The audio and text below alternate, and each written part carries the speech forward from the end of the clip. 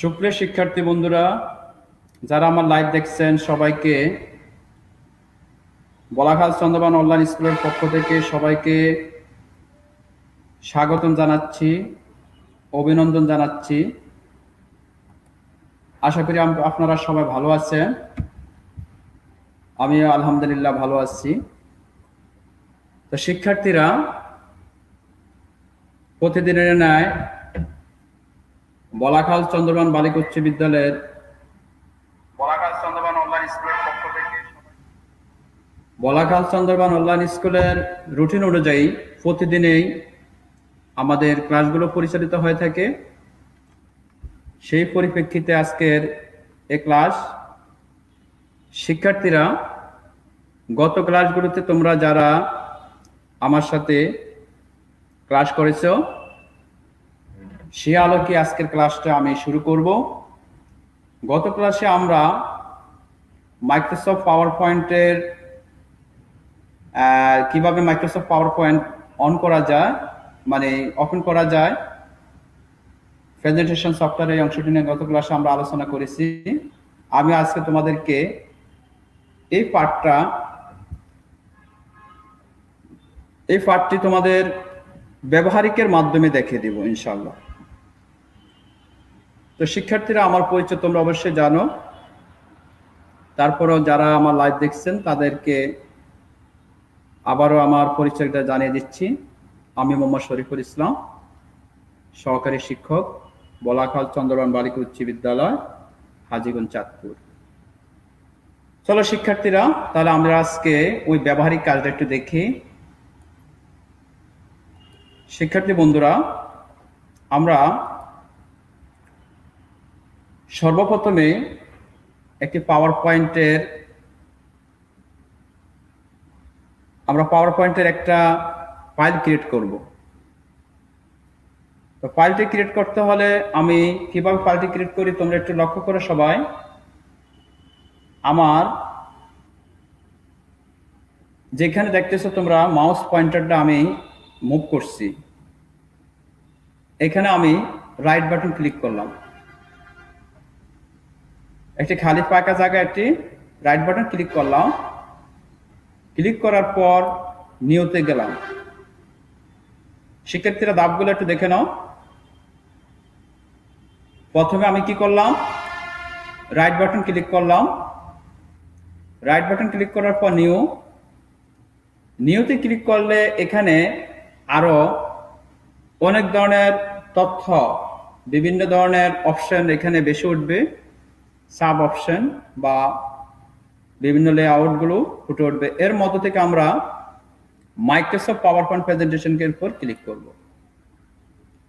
তাহলে Microsoft power point presentation click করার পর এখানে আমরা এই ফাইলটার নাম, একটা ফাইলের নাম দিলাম, আজকের ডেট অনুযায়ী দিলাম আজকে 16 তারিখ, 16 অক্টোবর, MS পাওয়ার পয়েন্ট দিলাম। আমরা একটা নাম দিলাম, নাম দিয়ে এন্টার দিলাম। তো মোটামুটি আমাদের একটা মাইক্রোসফট পাওয়ার পয়েন্টের একটা ফাইল ক্রিয়েট হয়ে গেল। তো শিক্ষার্থীরা কিভাবে ক্রিয়েট করছে আমি আবার একটু রিপিট করছি। আমি মাউসের রাইট বাটন ক্লিক করছি, ক্লিক করার পর সেখান থেকে নিউতে গিয়েছি।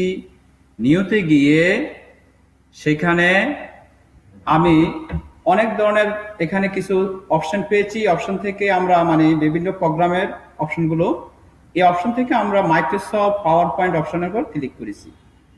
আচ্ছা, আমরা এবার যে পাওয়ার পয়েন্টের ফাইলটা ক্রিয়েট করছি সেটা একটু ওপেন করি। শিক্ষার্থীরা একটু দেখো। হ্যাঁ, দেখো মাইক্রোসফট পাওয়ার পয়েন্ট ক্লিক করার পর ওটার যে ফাইলটা আমি ক্রিয়েট করেছি ওটা ওপেন করার পর এখানে একটা স্লাইড আকারে একটা পেজ ওপেন হয়েছে, এটা স্লাইড ওপেন হয়েছে। শিক্ষার্থীরা, আমি গত ক্লাসে তোমাদেরকে মূলত এই পাঠ্যে দেখিয়েছিলাম ওদিন। তারপর তোমাদের সুবিধার্থে আজকে একটু ব্যবহারিকের এই কাজটা আবারও দেখাই দিচ্ছি। তাহলে শিক্ষার্থীরা এখানে তোমাদের সাথে পরিচয় করে দিয়ে এখানে কি কি আছে আমরা একটু দেখব। হ্যাঁ, এটা হলো ফাইল, অর্থাৎ অফিস 2007। এখানে লেখা থাকবে অফিস বাটন। অফিস বাটন আমি যে পেজটা ওপেন করেছি, যে অফিসটা আমি অফিস প্রোগ্রাম 13 ব্যবহার করছি, ওই হিসাবে এখানে ফাইল অথবা 10ও ফাইল লেখা আসবে। এর আপডেট ভার্সনগুলো ফাইল লেখা থাকবে এখানে। আর শুধু 7 আর এর নিচের ভার্সনে, এগুলোতে 7 ভার্সনে শুধু অফিস বাটন লেখা থাকবে। অফিস বাটনের সাথে কিছু অপশন এখানে দেখা যাচ্ছে, যেমন home, insert, design, transition, animation, slide show, review, view.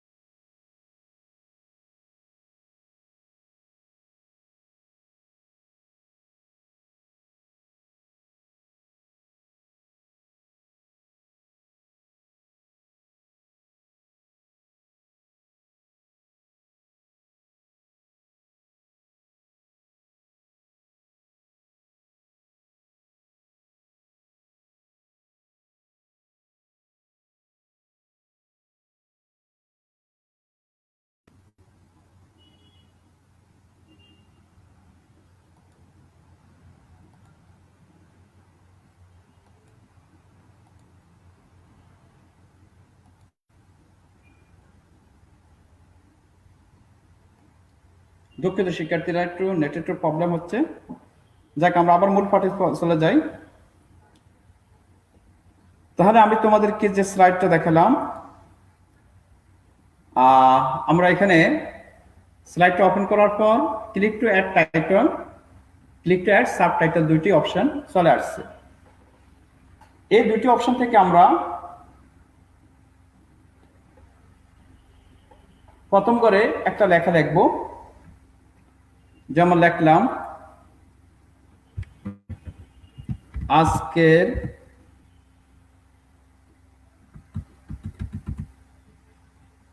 একটা সমস্যা দেখা দিচ্ছে।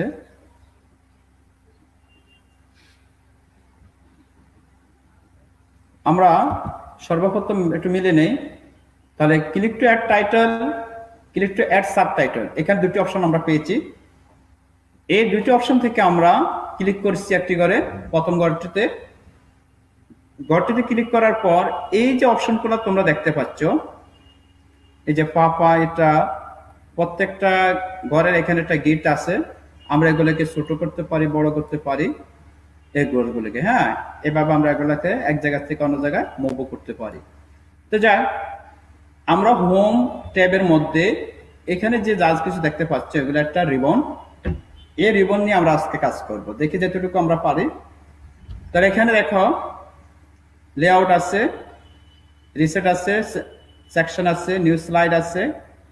তো আমরা আজকে বিশেষ করে ফন্টের অপশনটা নিয়ে আলোচনা করব। ফন্ট, তো ফন্টের অপশনে দেখো এখানে লেখা আছে ফন্টের নাম। এক একটা এখানে ড্রপ ডাউন বক্সের মধ্যে ক্লিক করলে এক একটা ফন্ট আসবে, এই যে আসছে।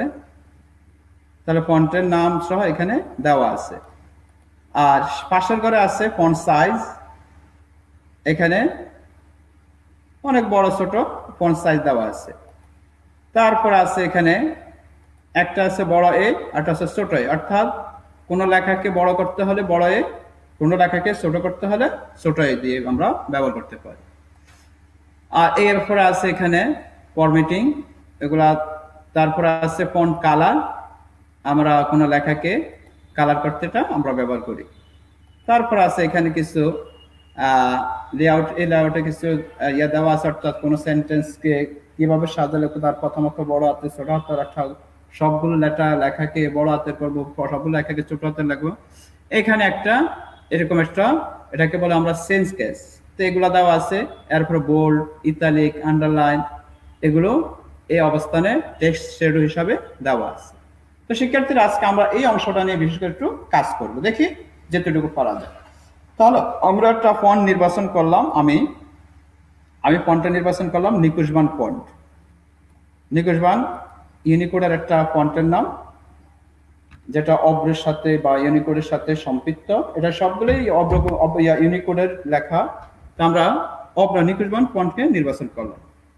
নির্বাচন করে এখানে আমি দিলাম, ফন্ট দিলাম 60 দিলাম, যেন তোমাদের দেখা যায়, বা 72 দিয়ে দিলাম।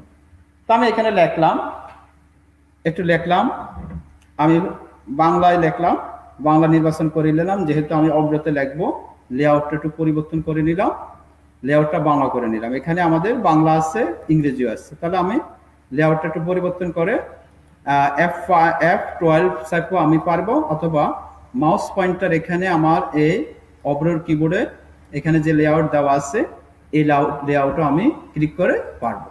তো ঠিক আছে, আমি লেআউট চেঞ্জ করলাম, বাংলাতে লিখবো। আমি এখানে টাইটেল লিখলাম, একটা সম্ভাষণ হিসাবে লিখলাম, ধরো আজকের ক্লাসে সবাইকে স্বাগত। তার শিক্ষার্থীরা, আমি এখানে একটা লেখা লিখলাম, আজকের ক্লাসে সবাইকে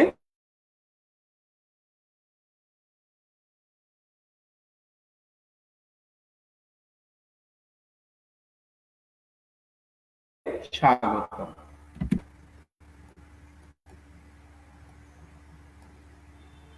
এই লেখাটাকে আমরা একটু উপর দিয়ে উঠে নিতে পারি, যদি আমাদের গড়ে এইভাবে হয়।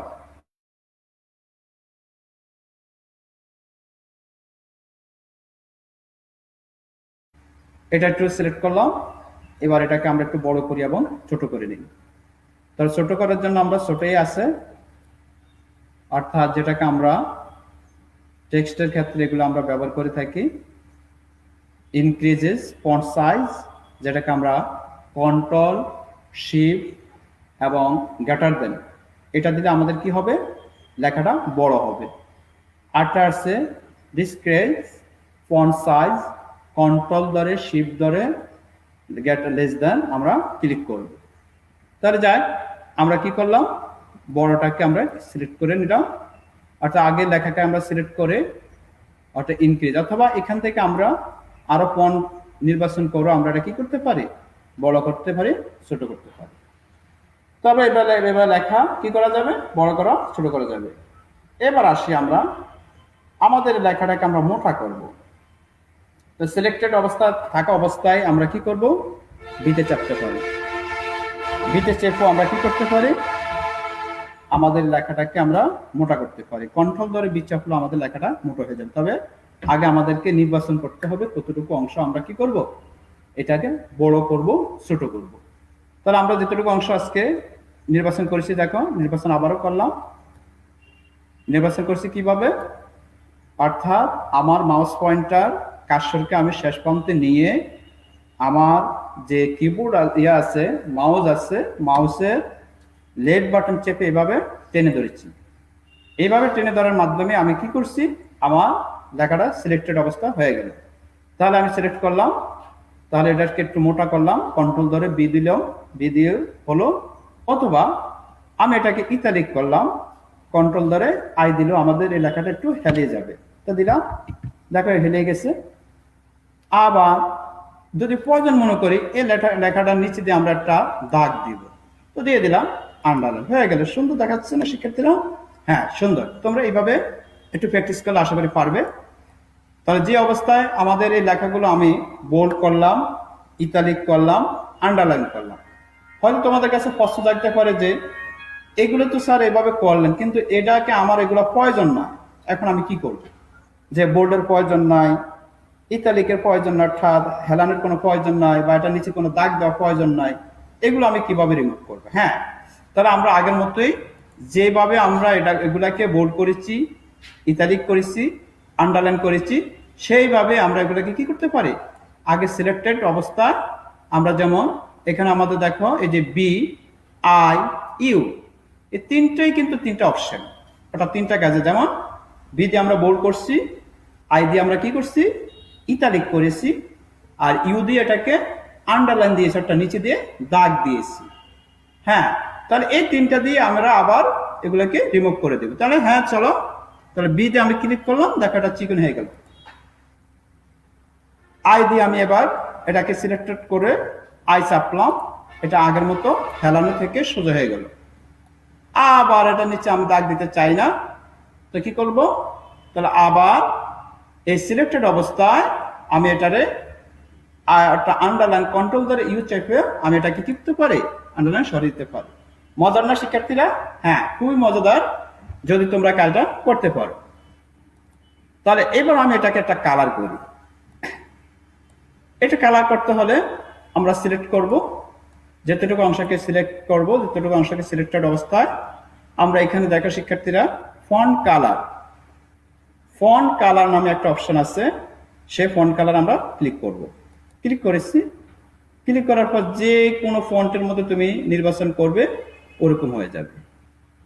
যে কোনো ফন্টে তুমি যে কোনো কালারে তুমি ক্লিক করবে, ওইরকম বর্ণ, ওই কালারটা, ওই লেখাগুলো ওই বর্ণ ধারণ করবে। তো এইভাবে আমরা একটা স্লাইডে কি করতে পারি, এটাকে একটা স্লাইডে, এটা হলো প্রথম স্লাইড। আজকের ক্লাসে সবাইকে স্বাগতম। এখানে সাবটাইটেলটা আছে, সাবটাইটেলে কিছু রাখতে পারো, না রাখতে পারো, তাহলে এটা আমরা সরিয়ে দিচ্ছি। সরিয়ে কিভাবে দিয়েছি, সিলেক্টেড অবস্থায় ব্যাক স্পেসে আমরা চাপ দিলে অথবা ডিলিট অপশন ক্লিক করলে সে চলে যাবে। তাহলে মোটামুটি ভাবে তোমরা কি শিখছো, একটা প্রেজেন্টেশন সফটওয়্যারে কিভাবে ওপেন করতে হয়, একটা স্লাইডের যে অপশনগুলো সেগুলো কিভাবে একটা লেখাকে লিখতে হয়, একটা লেখাকে কিভাবে মোটা করা যায়, একটা লেখাকে কিভাবে ইতালিক করা যায়, একটা লেখাকে কিভাবে আন্ডারলাইন দেওয়া যায়, একটা লেখার মধ্যে কিভাবে কালার করা যায়, একটা বক্সকে কিভাবে রিমুভ করা যায়, মোটামুটি আমরা শিখেছি। এবার এই আজকের ক্লাসে সবাইকে স্বাগতম। এই স্লাইডটাকে আমরা সেভ করব। শিক্ষার্থীরা তোমরা জানো যে সেভ করতে হলে কিভাবে সেভ করে, হ্যাঁ, কন্ট্রোল ধরে এস, অথবা এইখানে যে কুইক অ্যাক্সেস টুল বারের মধ্যে এই যে প্রথম আমার ফাইলের উপরে যে বক্সের মতো একটা চিহ্ন দেখা যাচ্ছে, এটাকে আমরা সেভ বলে থাকি। তো এখানে ক্লিক করলেও আমাদের এটা সেভ হয়ে যাবে। তো শিক্ষার্থীরা আমাদের মোটামুটি সেভ হয়ে গেল।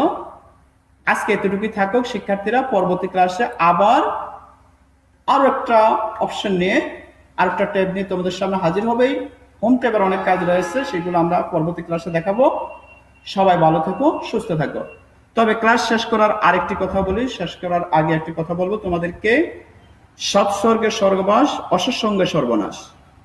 শিক্ষার্থীরা, তোমরা এখন করোনাকালীন তোমরা বাড়িতে অবস্থান করছো, তোমাদের মন বেকুল হয়ে গেছে বিভিন্ন অবস্থায়, ঘরে বাসা থাকতে হয়তো অনেক বন্ধু বান্ধবের সাথে তোমরা চলাফেরা করতেছ, কিন্তু তোমাদের বন্ধু বান্ধব নির্বাচনের ক্ষেত্রে তোমাদেরকে সতর্কতা অবলম্বন করতে হবে। কোনো কোনো বন্ধু দেখা যায় মাদকের উপর আসক্ত, তাদের সাথে মিশা যাবে না, তাদের সাথে দূরে থাকবে, সচেতন থাকবে। আমরা মাদককে না বলি, আমার বন্ধুদেরকে এই পথ থেকে তাদেরকে ফিরিয়ে আনতে আমরা চেষ্টা করি। সবাইকে ধন্যবাদ জানিয়ে সবাই ভালো থাকো, সুস্থ থাকো, এই কামনায় আল্লাহ হাফেজ। আজকের ক্লাস এখানে শেষ করছি, পরবর্তী ক্লাস আবার দেখা হবে। আসসালামু আলাইকুম রহমতুল্লাহ।